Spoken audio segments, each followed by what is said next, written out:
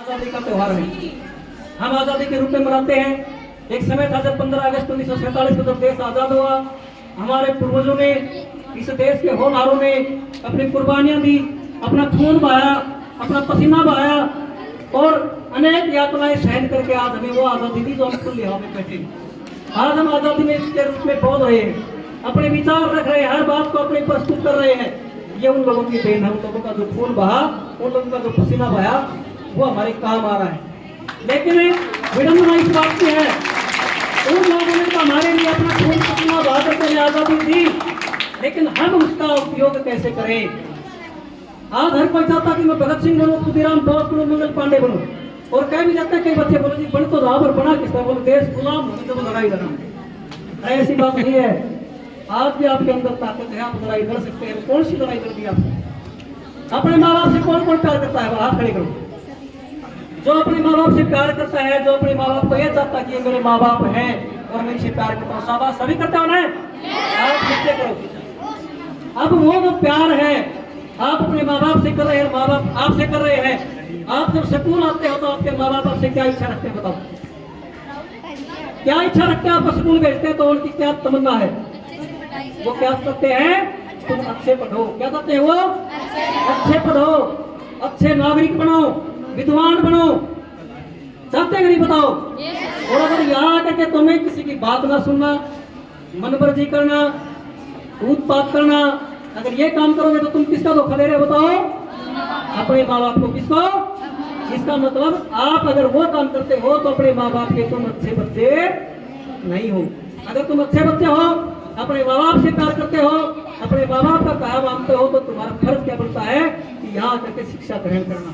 अब सरपंच साहब ने बताया था ज्ञान के बारे में, तुम्हारे सामने ये इसमें कौन किस चीज की मूर्ति लगेंगे? बताओ, आपके यहाँ किस चीज की मूर्ति लगी है? इसमें सरस्वती माँ की मूर्ति खड़ी है या बैठी हुई है? बैठी हुई है। तुमने कभी लक्ष्मी की मूर्ति देखी है? फोटो देखी है लक्ष्मी की? वो कैसी होती है बताओ? खड़ी होती है और उससे पैसे भी करते हैं, ऐसे दोनों हाथ से होते हैं उसके, और पैसे भी करते हैं। अब यहाँ से एक बात सोचो कि ये मूर्ति जो है फूल के ऊपर बैठी हुई बनाते हैं सरस्वती माँ की, और उस लक्ष्मी की जो फोटो है वो जो हम देखते हैं वो खड़ी होती है। इसका मतलब समझाऊंगा मैं तुमको। हमें पता नहीं सरस्वती माँ कहाँ है, क्या है, लेकिन जो माध्यम बनाया गया हमें समझाने का और बताने का वो क्या है कि सरस्वती माँ का मतलब ज्ञान। क्या है? ज्ञान जब हमारे अंदर आ जाए, एक बार हमने ज्ञान ग्रहण कर लिया, वो ज्ञान कभी जाता नहीं, तुम्हारा आखिरी सांस तक तुम्हारा साथ देगा। और अगर कोई व्यक्ति करोड़पति है तो वो कल खरपति बन सकता नहीं? बताओ, किसी आदमी के साथ पास आज 1 करोड़ रुपए हैं, कल को पता नहीं उसके पास एक बिना मिले, होता है साहब। लेकिन ज्ञानी जो आदमी है, जिसके अंदर ज्ञान है, जिसने ज्ञान अर्जित कर लिया, वो उसके आखिरी दम तक, उसके आखिरी सांस तक साथ जाता है।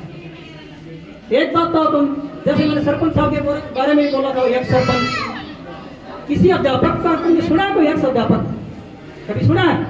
ये मेरे एक्स गुरु है, मेरे एक्स अध्यापक है, सुना कभी? क्यों नहीं सुना? क्योंकि अध्यापक कभी एक्स होता ही नहीं। क्यों नहीं होता? क्योंकि मरते दम तक ज्ञान देता है। रिटायरमेंट हो सकता अपनी सेवा से, लेकिन वो कभी ज्ञान से रिटायरमेंट नहीं होता, वो हमेशा ज्ञान बांटेगा। इसलिए विद्वान जो आदमी है वो कभी एक्स नहीं होता, कभी रिटायर नहीं होता। विद्वान वो अपने 90 वर्ष की उम्र में भी, 95 वर्ष की उम्र में भी वो ज्ञान देता है। इसलिए सबसे बड़ा क्या हुआ? ज्ञान। पैसा नहीं, क्या हुआ बड़ा? ज्ञान। तुम पढ़ोगे कि नहीं? बताओ, तुम कुछ पढ़ना चाहते कि नहीं? बताओ, पढ़ना चाहते हो? बनना चाहते हो तो ज्ञान अर्जित करो, पढ़ो। पढ़ाई के तो कुछ नहीं है।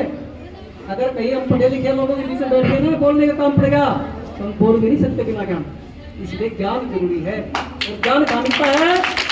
ज्ञान मिलता है इस विद्यालय के अंदर। ये वो ज्ञान का मंदिर है, ये वो सरस्वती माँ का मंदिर है जहाँ ज्ञान मिलता है। तो आपको ज्ञान अर्जित करना है, लेना है। कभी ये मत सोचना कि आज क्लास में अध्यापक दिया है, छुट्टी मार लूंगा।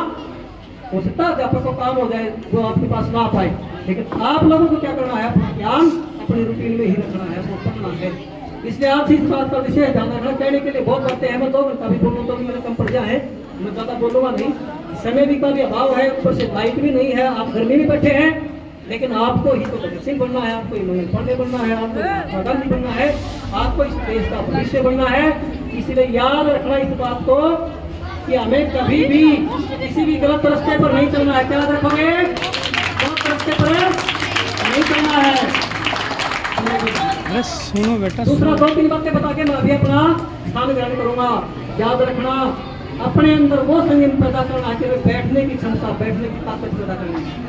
हम जहाँ बैठ रहे हैं तो बैठने की ताकत, किताब पे एक बार बैठ के ध्यान लगा के तो हम 3 घंटे 4 घंटे तक उठ ना पाए, बैठे रहे। ऐसे हमें अपने अंदर क्षमता पैदा करनी है। लगाओगे कि नहीं बताओ? 3-4 घंटा लगातार बैठने की क्षमता पैदा करनी है। याद रखने की बात। दूसरा, कंटिन्यूटी रखनी है, लगातार निरंतरता। कोई भी कार्य हम करें उसके अंदर कभी बीच में कोई ऐसा डिस्टर्बेंस नहीं आना चाहिए कि आज मैंने ये काम कर लिया, कल 2 दिन छोड़ दिया। हमें लगातार उस काम को करना है, निरंतरता बनाए रखनी है। हमें ज्ञान अर्जित करने में निरंतर ज्ञान अर्जित करना है, कभी छोड़ना नहीं। क्या जब 10 दिन की काम छोड़ के 10 दिन बाद उठाई?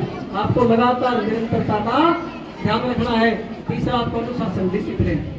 अगर आप डिसिप्लिन में, अनुशासन में नहीं है तो आप कभी भी जिंदगी में कहीं पर भी कामयाब नहीं हो सकते। कहीं पर भी, चाहे अपना समाज ही क्यों ना हो, समाज में अगर कोई आदमी डिसिप्लिन में नहीं है तो वो भी कभी कामयाब नहीं होता।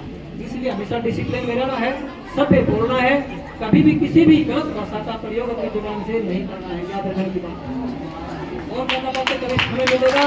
और एक बात मेरी आदत और नोट कर लो, देते हैं जब भी कार्यक्रम हो 26 जनवरी का 15 अगस्त का, मुझे इनवाइट कर दिया करो, जनरेटर लिया करो, जब मेरी खर्चा करता हूँ, ये याद कर लेना।